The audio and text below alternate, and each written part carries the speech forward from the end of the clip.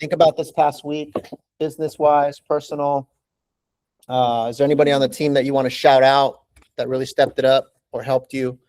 Or is there anything you're just feeling grateful for this week? You know, business, personal, anything like that? Let's get a few examples. I got Vina. Talk to me, Vina. So what I'm seeing is that I'm able to set more appointments, even though I'm not making so many calls. But unfortunately, I think the luck is not on my side. I'm getting clients, but they are just failing to get loans or getting stuck somewhere, something or the other is happening. So I think I just need to have more patience, I guess. But I am able to call, I am able to talk to them, and I'm able to set appointments. That That's is good. awesome. Yeah. On personal level, my son just got into UCSP. So this fall he'll be joining. I'm very proud of him. Good stuff. Good stuff. Let's give it up for Vina. Thank you. Congrats. That's Thank awesome you. on the on both setting more appointments in your business, pushing your business forward, right? And then also your accomplishments with your son. The thing about the business, though, I think you got to keep in mind is that I was talking to Rob about this yesterday. You have to build a pipeline, right? You have to talk to a lot of people to find those one or two who are ready to transact right now. And so just always think like pipeline mentality, right? If you book one appointment, you don't want to get too excited like, oh, that's the one, right? Because we know the numbers, right? You got to book 4 appointments. Maybe 2 of them might reschedule. Maybe one of them is ready to go. Maybe one of them is more of a nurture. They got to do a couple things before they're ready to go, right? So out of 4 appointments that you book, there's probably 1 client in there, right? That's ready to transact soon, within the next couple months. So just always think pipeline mentality, right? And so when you start thinking about that, you look at the business a little bit different, and then you start just looking at how do I make my numbers average out in my favor, right? But numbers are important, guys. I think the takeaway too is that you have to track your numbers, right? Which is why we track. So it's important to keep a log and keep a track of how many appointments you're booking, because then you could see, okay, have I booked enough appointments to get 1 client? And so only when you see the numbers, and the numbers don't lie, right? So that's the advice I would give to you. But I think we can all take away from it. So good job on sharing that. Luis, talk to me, brother. Hands raised. Yeah, just happy about a couple things. The buyer, I've been working with Matt. They signed the BRBC, so that's great. We know we've had a little bit of some hiccups getting them the finances ready and the funds available, but it's looking fruitful. And on top of that, I was able to connect to one of my old leads. He was actually a mechanic. That's how I met him. And I needed to get my car serviced, so I went to him and we had a really good conversation. Same thing with him. We've had some trouble getting him financing, but he's motivated. He's realistic. And I also got a lead off of Facebook. Somebody was looking for a referral agent, was able to connect with the guy, and we have a consultation this week. So we'll see if we can move that. Good stuff, man. Let's give it up for Luis. Getting some traction. That's awesome, man. Thanks for sharing that. I think Sheetal said she got someone from Facebook. Why don't you share that one? Come on, Sheetal. But actually, it turned out it's the same guy which you tagged me. Since I was supposed to call him, he tried to search me on the Facebook and he got my personal number and he called me back. That's cool. That shows that he's motivated, right? Yes, he is. Yeah. So we had a lead come in today from Ylopo, from one of our, I think, Google PPC leads. And then it went to Sheetal and follow-up boss. And then he called me and I looked up the lead. I'm like, hey, this guy's trying to call. And I guess he tracked you down. And okay. So you're able to get a hold of him? Yes. Okay. Good stuff. Good stuff. Awesome. Awesome. Who else here? Guys here in the office, who has something to share? Positive focus. What are you feeling good about today? I can share something. Talk to me, Georgia. Just a quick thing just to be happy for. So just a short thing that I heard this morning on the way here, and I felt like it was good to share. So there's a guy driving a Toyota Corolla and a guy driving a Lamborghini down the road. The guy driving the Toyota Corolla looks at the Lamborghini and is like, man, I wish I had that car. That's so cool. So he's driving his Toyota Corolla. He drives past somebody biking. The guy biking a car goes, man, I wanted that Toyota Corolla. That's my dream car. I really want that car. I wouldn't have to bike to work. And he bikes past somebody who's walking. And that person says, man, I wish I had this bike so that I didn't have to walk to work anymore. And this guy's walking and he walks past somebody in a wheelchair who's like, man, I wish I could walk.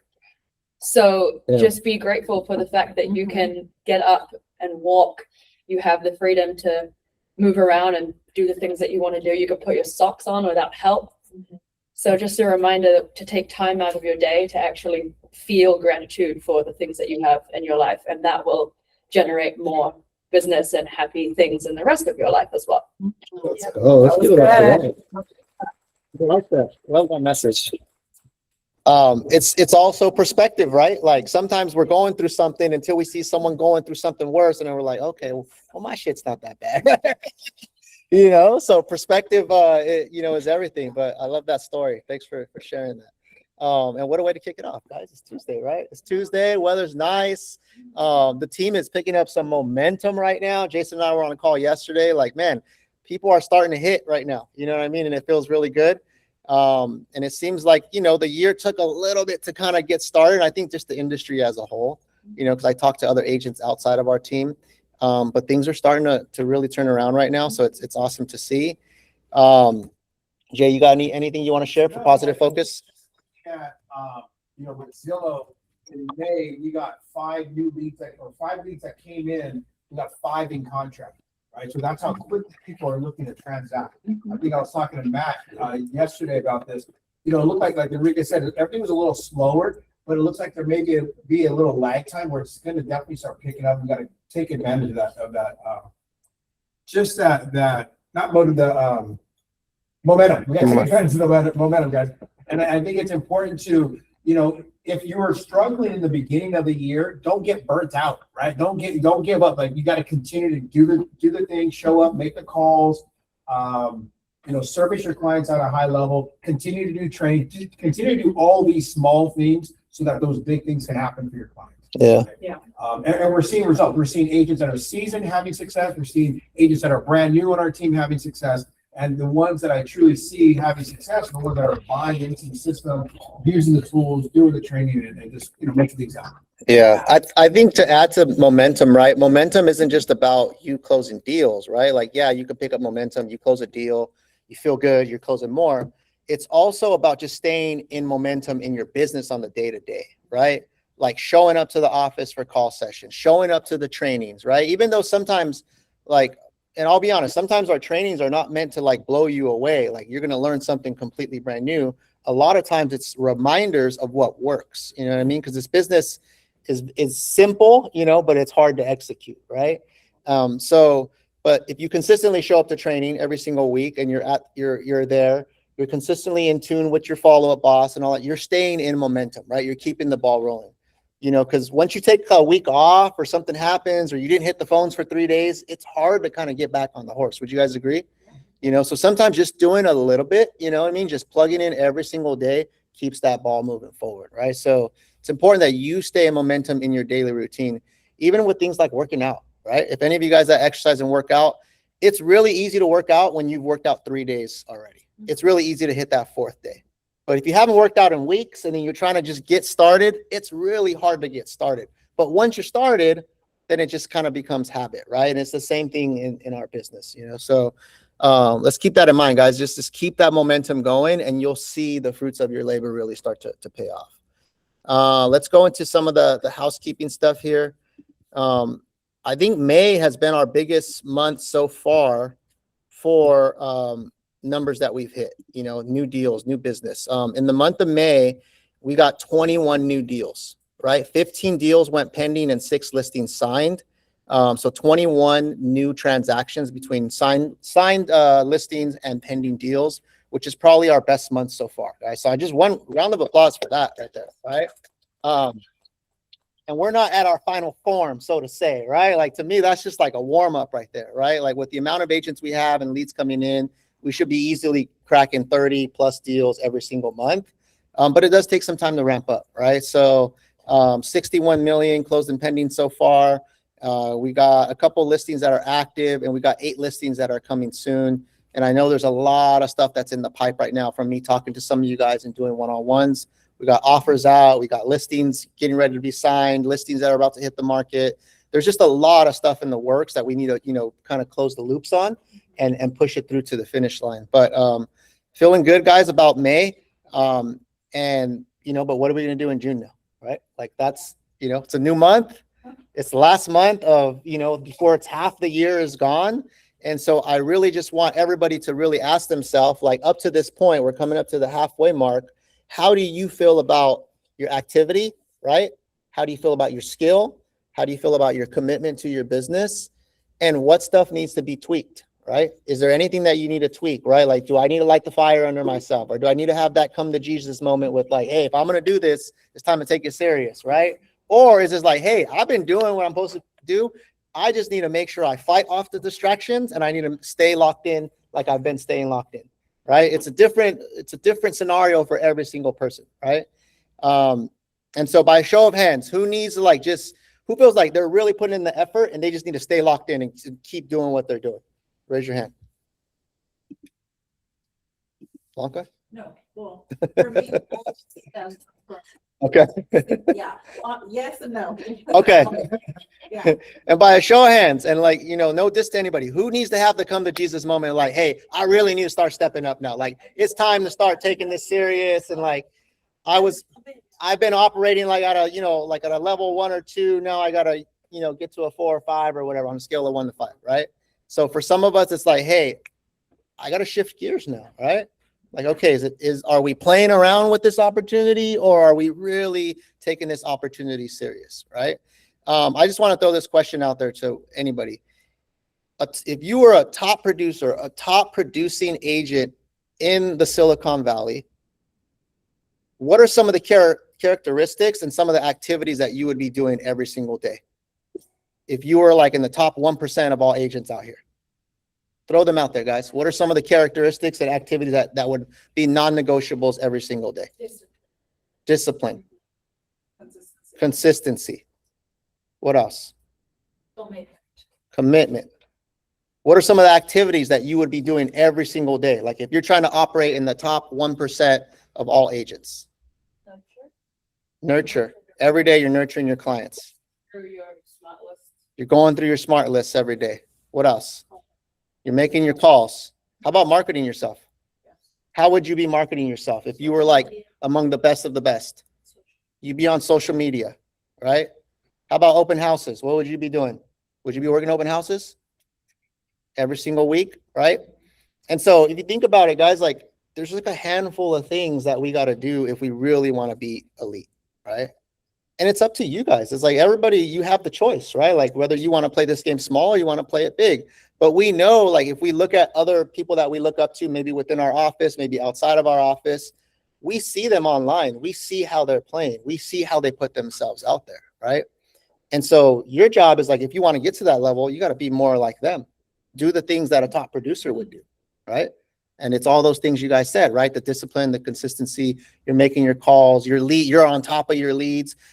No more I'm scared of social media. That's not an excuse no more. It's it's a must, right? Promoting myself, working open houses, making sure everybody I know knows that I'm in real estate. By a show of hands, who can say everybody that knows me knows that I'm in real estate?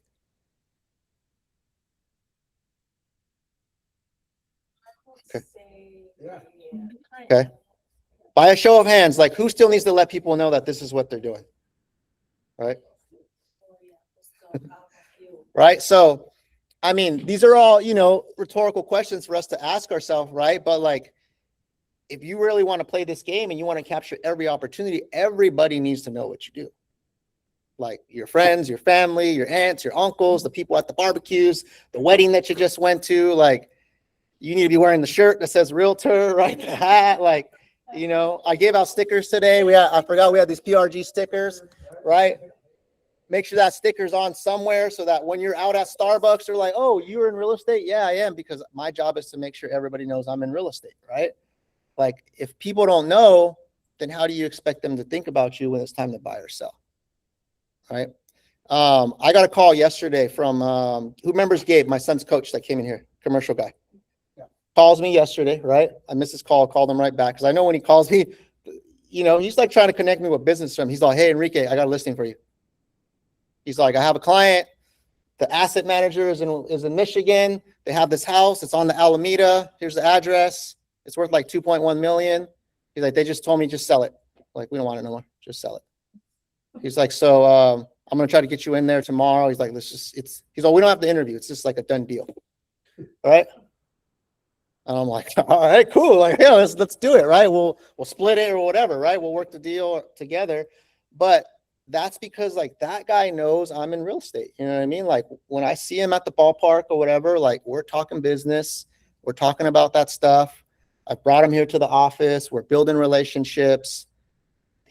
I planted a seed with him, and same thing with vice versa. He's planted the seed with us for commercial deals, and some of you guys have called him, and stuff like that. But the point I'm trying to make, guys, is does everybody know you're in business and how you operate like that? And if not, then what are you going to do about it? Right? How do you make it be known that you're the one to go to when they got an opportunity? And he told me, he goes, if I get any residential deals, he goes, you're the first person I'm going to call. He's all done deal. Like you're going to get all my residential business. Oh, I'll take them. Right? Like, and it's not a brag or anything, guys, but like it's to motivate you guys that like there's connections out there that you guys probably haven't made. There's probably influential people that are in your contact list in your phone that still don't know you're doing real estate. Enrique, I mean, you put yourself out there, right? If you look at your Instagram, your social media, right? You're always putting yourself out there as that real estate expert. Yeah. And I think that's something that's in our control, right? Like he's saying, we can't be a secret agent anymore, right? You got to put out there that you are a real estate agent, you are a loan officer. This is what you do. I mean, you know how many people, anywhere I go, the question they always say, what do you think people ask, when you're out as a real estate agent? What do you think? I've been doing it for over 20 years. What do you think people ask me? How's the market? Right? So again, so you have to be prepared to go ahead and answer that question. Yeah. Right? You got to be, and then beyond that, you can put it out there on social media, right? Put it on, let people know how the market is, right? I think it's, you look at someone like Enrique, great Enrique, you got a $2.2 million, but that's years and time and energy of posting and putting himself out there, meeting the coach, talking about real estate, talking about mortgages. And what I want to go with it is start now doing it. Don't wait till later. Right? Yeah. You don't need it. You don't need to close, 100 deals before you put yourself out there. Immediately start telling people what you do. Yeah. Right. And again, that's why you leverage the team, because you may not know something, but I guarantee you someone on the team will support you and, guide you through it. Yeah. And so again, I agree with Enrique. Real estate is not hard, but you got to put yourself out there and you got to put yourself in situations so you have that opportunity. One thing I wanted to add is I see a lot of people, we can work from home.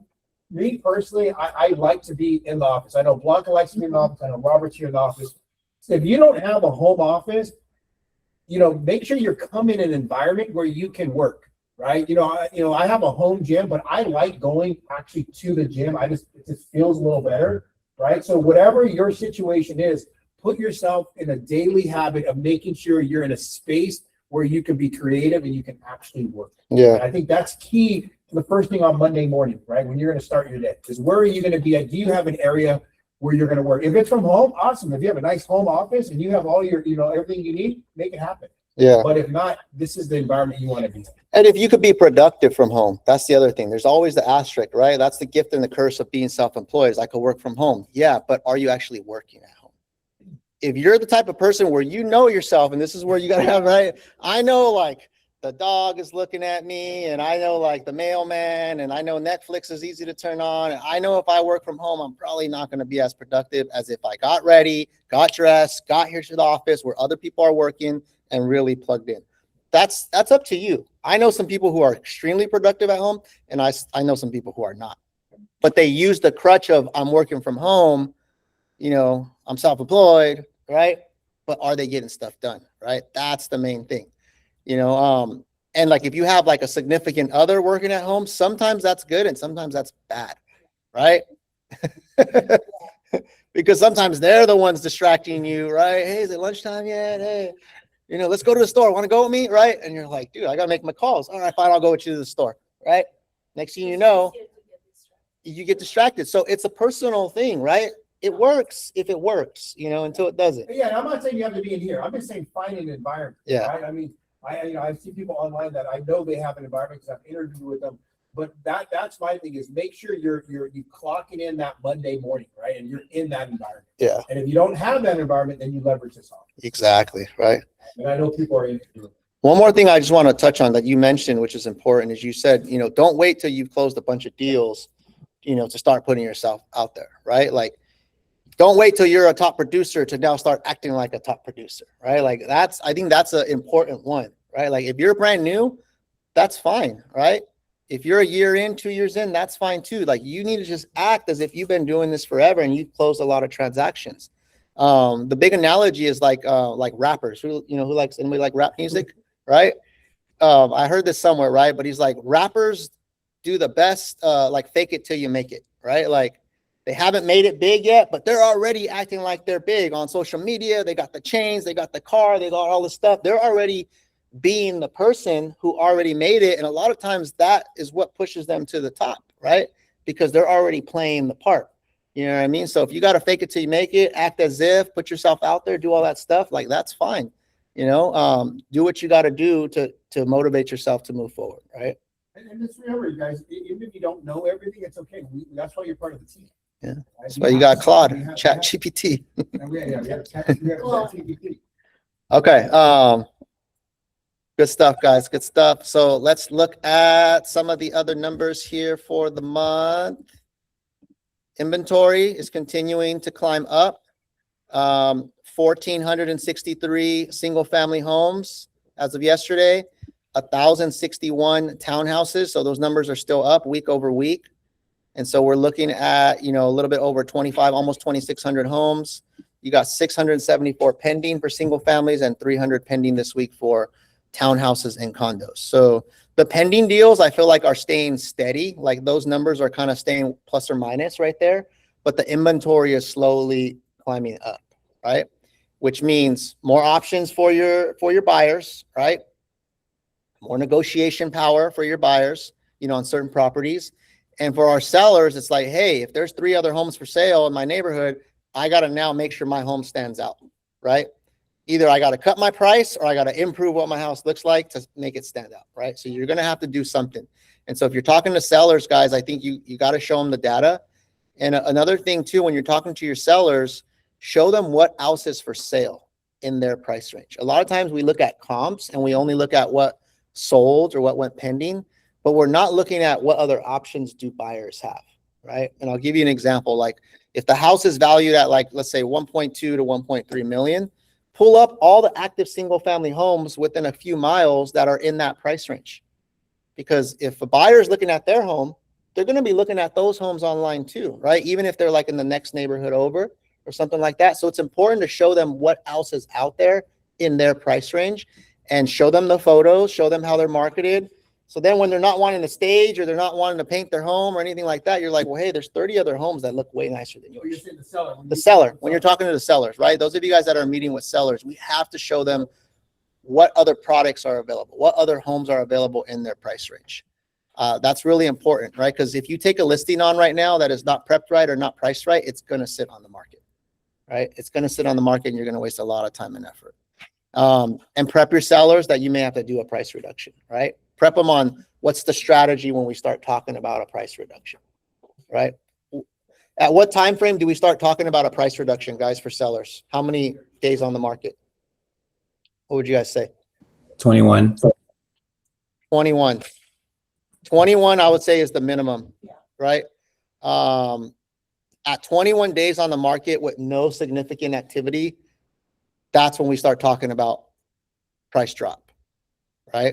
So like 21 to 30, don't wait like past 30, right? If you can, but I would say like in that 3 to 4 week period, you're already prepping your seller up front. Like, hey guys, we're going to go on the market at this price. We're going to give it everything we got. But if in 3 to 4 weeks, we don't start seeing any significant offers or anything like that or activity, then we need to consider, making an adjustment, right? So you're already prepping them up front. But that's an important thing, guys. We're starting to get more listing opportunities right now. So we need to know how to have those conversations and set those expectations up front. When there is a footfall, people are coming on the open houses, but still we are not getting any offers. In that case also, so offers is the main thing we should look for. If there are no offers, Yeah, then- offers, disclosure downloads, calls from agents, right? Stuff like that. But if you had 50 people come through your house and not one offer, that tells you something, right? That tells you maybe like, usually what that is that there's something going on with the house that made them not want to move forward. Because remember, the people will first look online, right? So if the photos look good and the price seems okay, then they go to the open house. But then if they get there and it doesn't look like what it looked like online, right? They got catfished or something, right? You know, it's a completely different, you know, scenario. They may not make the offer, right? And we had that issue like Josh had a listing where we made it look nice, but then when you get there, like the rooms were a little bit funky. It didn't show that online, right? So we were getting people in the door, but then a lot of the feedback was like, hey, that room downstairs, it's kind of like, it's like a 6x6. Like, what is it? You know, stuff like that. Or it was virtually staged, but then when you get there, it's empty, right? And so that makes a big difference too, but the seller didn't want to stage it, you know? And so it wasn't until we pulled it off the market, dropped the price, staged it, did all that, then it finally sold within like a week or two. There's only two reasons why houses sell. It either comes down to marketing or it comes down to price. Yeah. Right. And usually the agent's pretty savvy enough right now with marketing's on point. Right. So if it's not marketing, then it's pricing. If I were to list any Silicon Valley for $100,000, trust me, we'd have a line wrapped around the block. Yeah. Right. So just remember that. That's usually the two indicators. It usually comes down to price. Yeah. Marketing and price, guys. Right. But these are important, right? As you guys are out there talking to people, how's the market, right? Stuff like that. Or you're getting these seller leads or you're meeting people at an open house and you want to be able to tell them like, hey, this is what we're seeing. You know, the successful sales are taking the time to prep the home. They're pricing them right. They're getting people in the door, you know, stuff like that. Right. And again, you're not just telling them that, you're showing Yeah, them the and then you're comps. showing them. All the data, showing them the comps, right? Yep, definitely. Let's look at our numbers, guys. I'm going to pull up the doc, see how we did this past week. Shout some people out.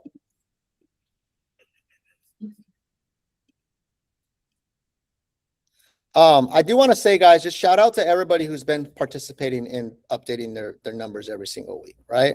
Sometimes the numbers are maybe not what you wanted to see. Sometimes it's maybe not your best week. Sometimes you had a killer week, right? But the fact that you guys are participating in this tells me that you're serious about your business, right? And what I would encourage you to do is take this info and use this as a measuring stick for whatever you have to improve that week. If calls were low that week, you know, like, hey, I got to figure out how I'm going to squeeze calls in, right? I got to adjust my schedule. Maybe I got to show up to the office because I know I'm not getting them done at home, whatever that might be. But if you use this data rather than just posting it and like not doing nothing with it, if you use the data, that's how you make adjustments to your business, right? So let's see. Louise, I'm just going to put, you have 400, but I know you're calling on a dialer.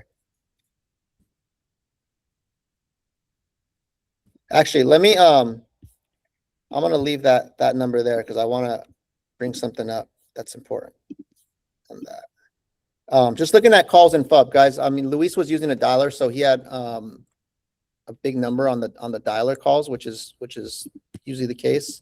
But Patricia, 170 calls, Tom, 115, she told 93. You guys were leading the pack with just calls in FUB, right? Georgia, 74.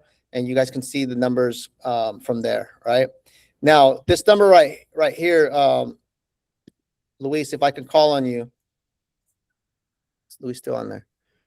380 calls outside of FUB, right?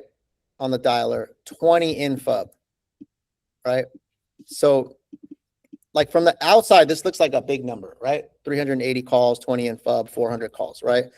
But what I would encourage Luis to do is as much effort as you put on the dialer, I would do that in FUB as well, right? Like this number in FUB, because these are people that have already raised their hand, right? They've already entered our system. They, for some reason or another, you got them, whether it was a Zillow lead, a Pawn lead, an open house lead, anything like that. And so I would say, make sure that the numbers in FUB are up to par first, and then the dialer second, right? Because when you're calling on a dialer, you're usually just mass dialing and cold calling people, right? And so the quality of the leads are a lot lower, right? You have to call like a lot, 500 calls to get maybe one lead or something. But if your leads in FUB are not called first, like that needs to happen first before you start hitting the dialer, is what I'm trying to say. I have no problem with you guys calling on dialer. Those of you guys that want to use dialer, circle prospect, call FISBOs, expires, and all that stuff. It's cool. Like there's opportunity there, but don't neglect the leads that you already have in front of you is the point that I'm trying to make, right? If those aren't being called, you shouldn't be calling anybody else until those ones are done. Does that make sense, guys? You guys see where that logic is coming from, right? It's a low hanging fruit. It's because that's the low hanging fruit, right? Those will raise their hand. We can see what their activity is.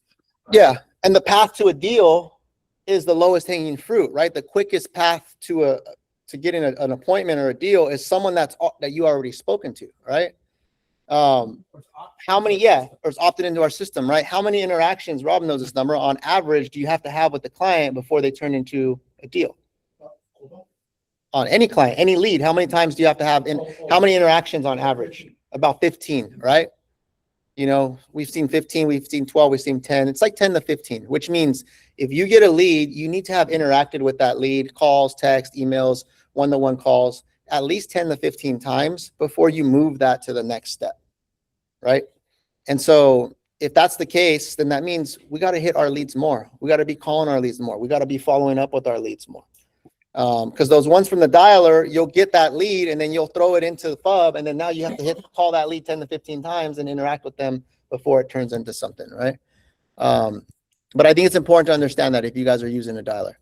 Appointments set. Matt, 9 appointments set this past week. Is that right?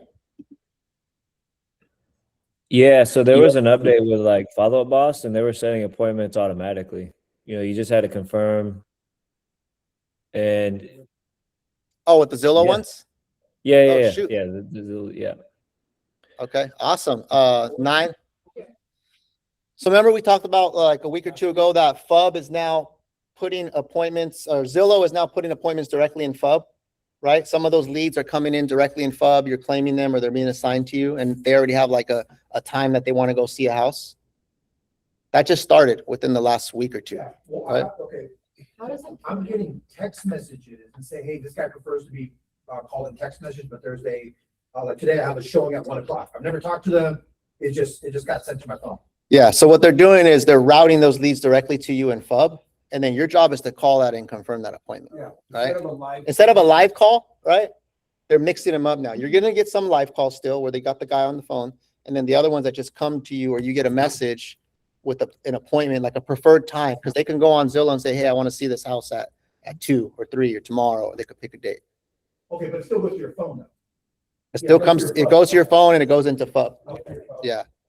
Question? But sometimes these appointments are not to tour the home, it is just to call me back at this time. Yeah. Yeah.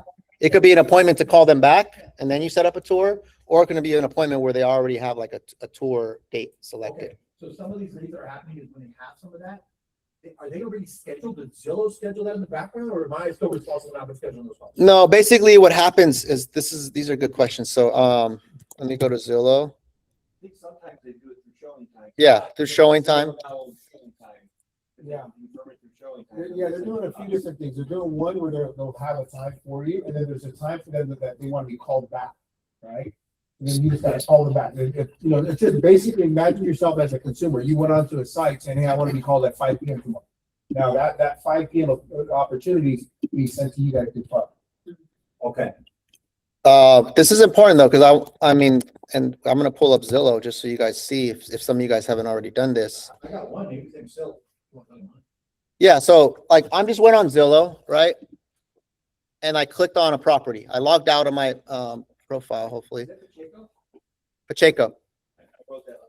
Okay, there you go. But if you look at it right here, right? If I'm a buyer, I go on this lead, and I got a couple options. I got an option to contact the agent. I got an option to request a tour, right? So if you click on request a tour, now you have like times that you can select, days you can select, stuff like that. And then you can put your information, and then those leads will go to you guys, and then now you contact them, right? Zillow will try to call them and get them on a live call if they can connect you guys, but if they can't connect you guys, that's still a lead. They're going to send that to you via in FUB, and then it'll say, hey, call them back at this time. Or maybe they got the person on the phone and the person's like, hey, I'm busy right now. Can you call me back at 6? Now that lead goes to you. Hey, Rob, call this guy back at 6. And so they're teeing up as many different ways as they can tee up appointments for you guys, right? I got one this morning from Zillow Lending. They contacted Zillow directly, got pre-approved, and then it came through the Flex system. Yeah, we're getting those too. Because remember, Zillow is marketing their lending services. Get pre-approved with Zillow. They probably ask them, do you have an agent? No, I don't have an agent. Boom, that's a lead. Now they send that to a Flex team. Right? So Zillow, I mean, they're doing all these different ways, guys, to tee us up with opportunity. And then obviously, right, if the better your rankings are, if you're in a high performer status, you're going to get these coming to you. And so there's a lot of opportunity coming in, right? Matt. Yeah, so some leads do bypass the whole questionnaire from Zillow. You know, the question of, do they have an agent? Because I showed a home in Hollister and they did have an agent. They just wanted someone to open the door. Okay. But through that communication with them in person, we discovered that, you know, the home they're contingent on selling in Gilroy is priced too high. So, you know, then it opened conversation. They were asking, oh, you know, how do I work? Things like that. So just wanted to share that sometimes leads, they do have agents and they say that they don't. So maybe that's some good feedback to give to the rep. But they would have to sign a touring agreement, right? For you guys to go show it. And I think on the touring agreement, it probably asks if they have an agent, if they're in contract with an agent, right? So those are things you got to figure out. If they already have a house that's listed, that doesn't mean that they necessarily have a BRBC with that agent, right? So there's kind of some technicalities there, but it's important to, you know, if you're going to drive the Hollister or anything like that, you know, or drive far out, you know, ask the qualifying questions, right? So that, you know, you can make sure that you're not wasting your time and protect your time, right? But yeah, guys, so just look out for those. You know, those of you guys are on the Zillow preferred stuff, you're going to be getting different leads and different methods, right? The old fashioned live calls, you want to, you know, answer those. You're going to be getting stuff that just comes to your phone and you claim it, and stuff that just goes to you straight in the phone. Similar to what we've been doing with the seller lead. Yeah. Same side of it, pretty much. Yeah, exactly.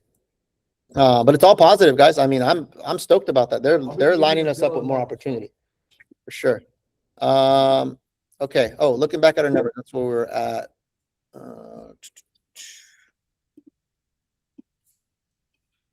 Okay, so Matt, 9 appointments, John 8, Patrick 7, Mark 7.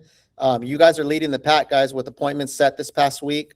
The ones that actually met, Patrick 7, Mark 7, Matt 6, John 5. You guys are leading the pack as far as meeting with new clients this past week. Great job. Buyers are listing signed. I have Patrick 1, Mark 1, John 1, Blanca 1, Luis 1, David 1. These are all signed clients of either a buyer agreement or a listing agreement. Those of you guys that also met with clients this past week, I want to make sure you guys are tracking if you guys signed a buyer agreement, right? So just keep in mind this right here, buyer or listing signed. If you sign the buyer agreement, make sure you guys are getting credit for that, right? Open houses this past week. Sheetal worked an open house. Georgia, Tom, Shelly all worked open houses. Great job on leading the pack with open houses. Trainings attended this past week. Tom with 3, Twan 3, Sheetal, Georgia, Shelly, a bunch of 2s. Yeah, a lot of you guys got in at least 2 to 3 trainings this past week. Excellent job. All right, social media. Dun, dun, dun. Let's see who's actually putting themselves out there. Shelly, 16 posts this past week on social media. Great job. Tom 8, Sheetal 3, Blanca 3, Matt 3, Van Dan 3, Mark 3. Got a few 2s in there, 1s.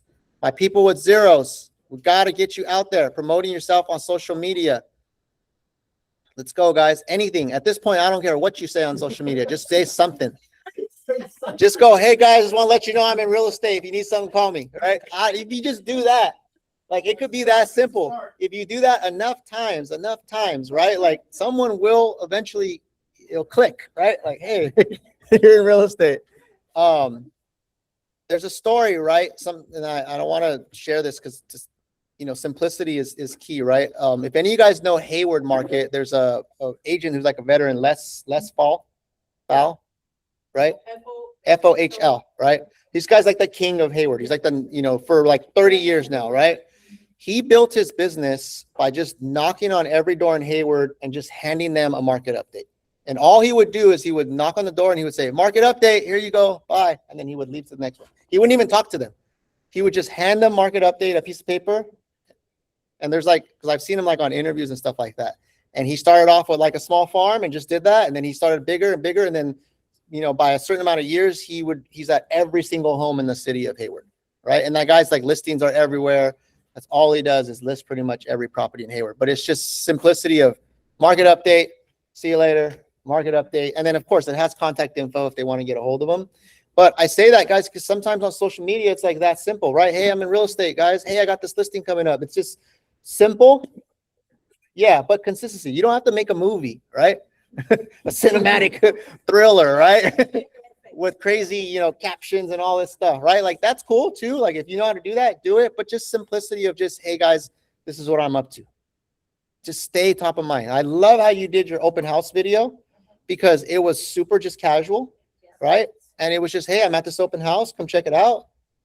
If you're interested, give me a call, right? Like it's that simple. That's all it has to be, right? Okay. Let's see. And then you guys, a lot of you guys have multiple clients you guys are working with. So great job. Okay. Where are we at? Okay. We got a few minutes, guys. Couple announcements just for reminders. Let me share. Thanks for the reminder. Urban Putt, guys, this Thursday, we're doing our team outing. If you haven't RSVP'd, please RSVP. That's going to be from 5 to 8. It's downtown San Jose. If you haven't been there, it's a cool, like, indoor miniature golf. We'll have some appetizers, some drinks and stuff like that, and just hang out. Get away from work for a little bit. You know, if you got to work, bring your laptop, you know, but come, you know, have a good time. Stop by for a little while. Love to see you there, guys. Urban Putt, 5 through 8. RSVP, please, so we get a rough head count, but be there. There's different parking lots, you know, around there, probably garage and stuff like that. So I just want to remind you guys of that. A couple updates, guys, with our TC. So you guys have been giving me a lot of feedback. Those of you guys that have deals in contract working with our TC, we are continuing to try to improve the process, right? So I appreciate your guys' patience. Andrea is on all the deals. I'm on the deals. We're meeting every single week. Some of you guys haven't had any issues. Some of you guys have given us some feedback. But one thing that we are doing, we're going to start doing, and let me pull up FUB really quick.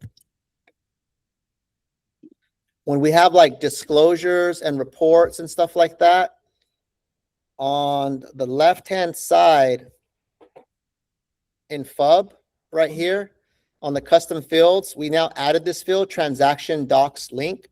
So when we have our files going forward, we're going to have a Google link there where he's going to have all the disclosures and docs, right? So it's just we're keeping everything organized. So every single file that we're working on will have its own like folder in Google Drive, and then all the disclosures will go in there. Just in case you ever need to pull something, we're going to start putting a link right there that you can easily access. So it lives in FUB.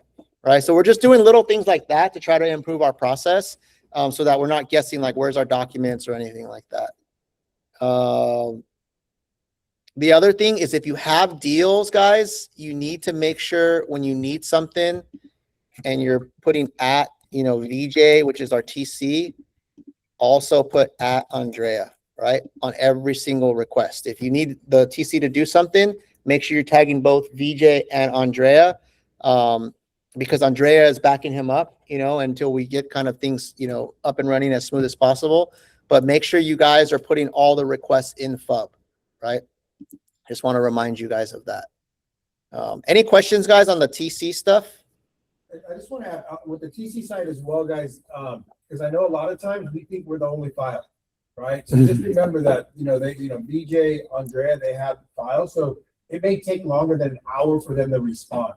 If you're in a scenario where you need something that's an emergency, need a push, then definitely, obviously, put it in Slack, put it in FUB. But then you can also message them in Slack if it's an emergency or if it's time sensitive, right? But don't make everything time sensitive, right? Because again, guys, we'll plug it, and I just want us to be patient. I was talking with a few agents where they're not going to be able to maybe respond within an hour, but by the end of the day, they should be able to respond to. Yeah. But if it is something urgent, then you may want to ping them through Slack, just let them know, hey, this is my situation, it's urgent, can you please, and then, you know, if they have that capacity or bandwidth, they'll move it to the front.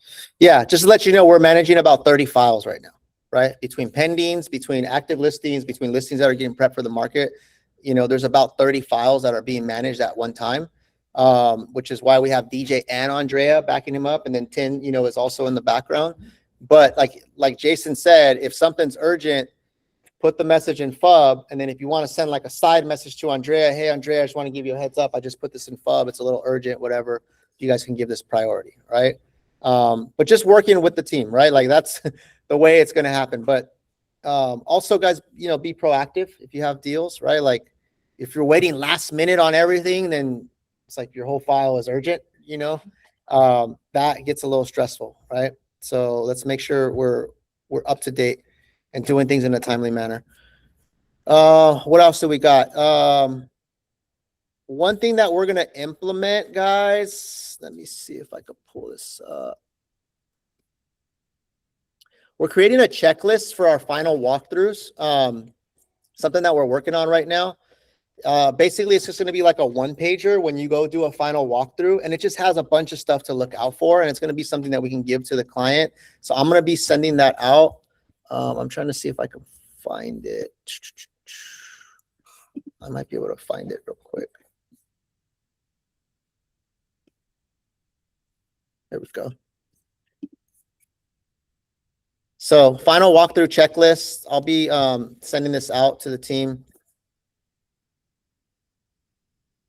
But basically, it's just a checklist of things to look for when you go on your final walkthrough, right? Are all the seller belongings and debris removed? Are the cabinets, emptied, closets emptied? Are there any keys or remotes that were left behind? Is the house, broom clean? Any trash in the yard? Any appliance manuals or anything? Is everything turning on, like light switches, stuff like that, faucets, just stuff that you guys can do. This is not going to replace an inspection, but it's stuff that the agent can easily do. Turn the light switches on, right? The garage door opener, is the garage opening? Sprinklers, if you guys know how to turn the sprinklers on, you guys can make sure those work. This is just feedback that we've gotten from some of the deals where some things are being like missed. And then after close of escrow, clients calling and they're upset. Right. So we're going to create a checklist. That's something that we can give to the client and kind of walk through the property with them. And it also just gives a higher level of service to the client as well. Right. And the things that it's just going to show the client that you're going above and beyond to look out for anything that can be missed. Right. Heating and cooling. Right. Like turn on the thermostat, see if it turns on. Refrigerators. Right. Are the power on? Right. Stuff like that. Dishwasher, anything like that, is the power on? Has anything changed since the last visit? You don't see any damage, anything like that, any leaks, any, smoke detectors, you can see those, any windows that are broken or anything like that, any fixtures that were supposed to be left that are there, and then take any photos of any new issues that you have, right? So it's just a little guide that you can have so that things don't slip through the cracks. That's basically what it is. And if there was any like repairs that were supposed to be done by the seller, did we verify that those got done, right? And so stuff like that. So I'll send this out to you guys, but I highly, highly encourage you to use this when you go to your final walkthrough as a tool. Make some copies, keep them in your car, keep them in your files, and just use this to, have a certain process that you follow when you do your final walkthrough. Any questions on this, guys? Pretty simple. Yes. Okay, let's say we're going through this checkoff list Mhm. and the sprinklers are not working. Mhm. And the garage door opener's not. And it's our final walkthrough. Mhm. What do we do next? Then you're going to want to notate that. You're going to want to contact the listing agent, let them know, hey guys, we just did our final walkthrough. Garage door's not working. Sprinkler's not working. My client needs those remedied, otherwise they're probably going to delay the closing. So now you have leverage, right? That you can try to use in that situation. So I had a situation where I called car legal Mhm. and I asked, hey, they removed the bedding and the wall was not painted. They said the client might have not had knowledge about it. That's a different issue. You asked about garage door opener. Well, yes, I'm just Right. saying, well, because here, no new damage to walls, floors, Yeah. or ceiling. That could happen, right? Like if there was a piece of furniture, like if the bed rubs up against the wall, So that could happen. the response from our legal is there's no recourse for anybody. Yeah, it depends what it is, right? It depends what it is, but if it's like, hey, there's a new hole in the ceiling that Oh, wasn't yeah, that's there, different. or hey, the garage said it was working on the inspections and I'm trying to open the garage and it's not working, you probably want to call the listing agent right there. Hey, we're at the house. We just did a final walkthrough. These are a couple items that were supposed to be working. They're not working. Or hey, the thermostat's not turning on. I had that happen on my my Salida listing where for some reason the breaker tripped. And so when they did the final walkthrough, they couldn't turn on the AC. And so they were like, hey, the AC's not working. Like my client doesn't want to close if the AC's not working. So I had to send a handyman out there, or my handyman's Andrea.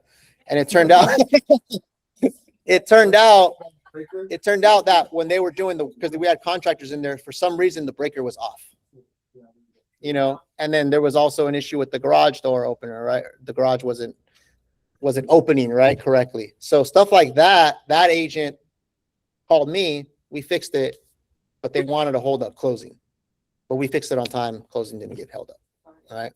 So it's your job to bring those things to the listing agent's attention right away and try to find the solution. Whether or not you can enforce it, like that thing with the scraped wall, that's something that you may need to let your client know. Because no one knows, right? The seller didn't know when they removed their bed that it's gonna have whatever. But it depends how significant it is, right? If it's like some scratches on the wall, that's touch-up paint, right? But if it's like, hey, there's a big old giant gash in the wall or a hole or That something. was another thing too, where a question was on the carpeting. If there's a hole on the carpeting, nobody looked underneath the bed when the Yeah. bed was there. Basically, car legal said Yeah. the seller did not have knowledge of it, Yeah, but but it wasn't disclosed.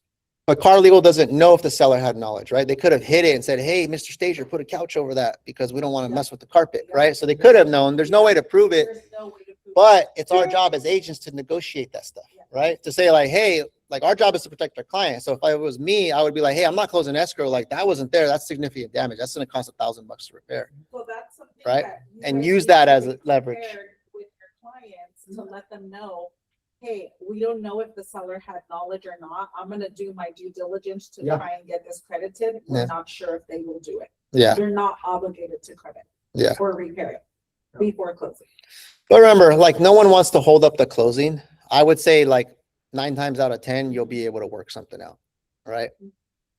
Whether they had knowledge or not, you know, if it's something significant, I'm going to fight for my client and try to get that taken Yeah. care of, right? Yeah. So, yeah, but technically, do they, you know, if they want to Yeah. fight it, I don't know. It's up to them. Yeah. I think another just piece of advice that I could give is when you're in contract or you're writing an offer for your clients, because that's the time to do it. If they want the property professionally cleaned before closing, I think this is a conversation we should have, or we should let them know that the property is gonna be turned over in a broom swept condition. So that they're aware. Sometimes we don't have these conversations with Yeah. our clients and they assume that the property is gonna be deep cleaned and it's not. So if they want it deep cleaned, it has to be negotiated on the contract Yeah. at the time you submit the offer. Otherwise, on the contract, it does verbally state that it's only to be turned over in a broom swept condition. Yeah. So that's something that I think we should be sharing with our buyers, just because everybody has different expectations. Yeah. It's already in the contract, right? But what happens is most people don't read the Don't contract. it. No. And so that's the other thing is when you're signing a contract with your client, you should also say, hey, I'm going to go through this and highlight the main points, but it's important that you read this completely in case you have any questions, right? Or if anything comes up, because you also don't want to be liable. Like, hey, well, you didn't tell me that. And you're like, yeah, what's in the contract? Well, I didn't read the contract. I just signed it. So then whose fault is that, right? Like, does anybody sign $2 million contracts without reading them? But it does say in the contract that it's broom swept, right? Not deep cleaned. The other thing too that someone brought up is the word as is sale, right? When some people are putting like in their contract or in their counter offer, the sale is as is. Do you guys know what that means? I don't think that carries any weight though, right, Enrique? It doesn't, right? Because in the contract, it already says the sale is as is, right? It's in the verbiage that you're always buying the house in the as is condition unless you negotiate a different term. So when sometimes when I get these listing agents that will counter us and they put the sale is as is, thinking that they're stopping us from negotiating with them, it's like, it doesn't mean anything. It doesn't hold any weight. If you have a contingency period, like an inspection contingency, I can still come back and negotiate whatever I want as long as we all agree. So the words as is, guys, if you ever see that like in a counter offer, just throw that out the window. It doesn't mean anything, right? If you have a contingency, it's open game to negotiate if anything comes up or back out, right? Whatever you want to do. I think the verbiage that you do on your counters and on your purchase agreements is very important. It is. Don't add a verbiage that you're unsure of, even when you're encountering. And we have the habit of saying all terms remain the same. What terms? Yeah. The purchase agreement, the seller counter, Get the the specific. buyer counter. And this is all experience, guys. Yeah, it's Go good, through it's it. good. We go through it. And then now we're like, well, you're saying all terms to remain the same. Yeah, but what terms? Yeah. If you go in front of attorneys, the attorneys are like, we don't know. Is it the purchase agreement? Is it the buyer counter, the seller counter? What terms are you referring to? Yeah. And both agents are agreeing to this because that's just normal verbiage that we Yeah. use. But when there's a dispute, Yeah. what terms? What are you referring to? And it's a good question because we just assume that it's what was on the seller counter, then the buyer counter. And we're just saying that you're agreeing to those terms, but maybe they're not thinking that's what it was. Yeah. So if you ever have a question or you're not sure, guys, send me the contract, right? I review contracts all the time. A lot of you guys utilize me like, hey, Enrique, I'm writing this offer. Can you check this out? And then some of you guys don't, right? So, but that's what I'm here for, guys. If you guys are writing a counter or you've got a counter, you're not sure the verbiage, send it to me and I'll definitely help you guys figure it out. And Right. if you guys want to spend some time with Car Legal, it's a hotline. You can call them. It's an attorney that you're talking to. Just run the scenarios by them. It's part of your dues that you pay to score. Sometimes I'll call them twice too. Yeah. Sometimes you might get two Two different different answers. So, yeah. Yes, and just the way you word it Yeah. as well. Okay. I need like 3 more minutes, guys, of you guys' time, and then we'll wrap up. I know we're coming a little bit over time. One thing I wanted to highlight really quick is just making sure we understand what these smart lists mean, specifically like the first 2 smart lists in Follow Up Boss. Let me share my screen so you guys can see this. As you guys start to get more clients, guys, the number one factor that's going to allow you to close more deals is staying organized, right? Because sometimes you're juggling, right? John and I talked, but John, you're not alone. It's the same conversation I had with Rob, with other people, right? It's like, I got all these, leads and these people, like, who do I, making sure people don't slip through the cracks. So I want to just point out, guys, that active clients, this smart list right here on the very first one, these are all the people who either, it goes by stage. If the stage is listing agreement, they'll show up there. If the stage is active listing, they'll show up there. If the stage is under contract or submitting offers or showing homes, right? So anybody that you stage as any of those will show up in the active client list. So this is like your hot list, right? Your short list. So if you have a client that you're showing homes to, you sign the BRBC and you're out there showing them homes, that's a hot client. You need to make sure the stage is changed to showing homes. Or if you're writing offers, you need to make sure the stage is submitting offers. This way they don't get lost amongst all the other leads that you have, right? So utilize this active clients list to kind of keep like your short list of your clients that you're working on, right? So these are any deals you already got contracts on or any hot clients that you're showing homes and writing offers for. If your stages are out of whack, like let's say, for example, you're showing homes to a client, you got a BRBC, but if the stage still says nurture, it's not going to show up on that list. It's going to show up in one of these other lists that are way down on the priority. And then that might get missed if you got 10 buyers you're working with or 5 buyers you're working with, right? So I want to point out, guys, that this active client list is going to be one of the keys to your guys' organization and making sure that your clients don't slip through the cracks, right? So what I want everybody to do, today or even after this is go on your FUB, click on active clients and see who pops up there. and then tell me, are those really my active clients, right? If you're like, no, where's this guy? Where's this guy? Where's this guy? That tells you right there that the stage is not correct. And that one's floating somewhere else amongst all your leads in FUB, right? So how are you going to keep an eye on those ones, right? And so my active clients, guys, every single day when I'm in FUB, that's the first list that I'm attacking, right? I'm starting my morning here and I'm going down the line. I'm gonna pick on John because John's here. So he hasn't switched them yet. We just talked about this yesterday, but I know he's gonna work on it. But if I look at John, right, he has 13 in his active clients list, right? A few that are showing homes. Let me go. So I'll start from the top. Under contract, he has a few. He has some that are submitting offers, and then he has a bunch that are marked as showing homes, right?